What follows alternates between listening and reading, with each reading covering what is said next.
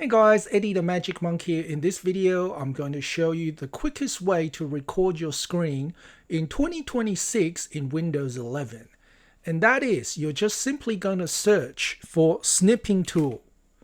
Okay, search for Snipping Tool, open it up.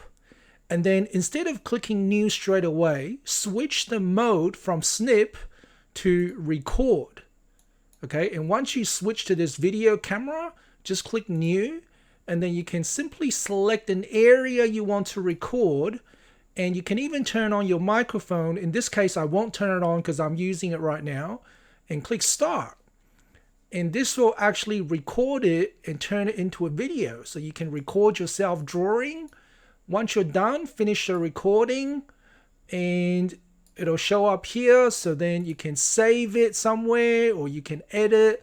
Let's save it. It automatically saves into the videos folder in your library. So I'm just going to call it paint.mp4, save it. And now I'm going to open it up. Right in my videos folder, there's a paint.mp4, double click on it. And it's playing it through VLC player. Thanks for watching guys, see you next time.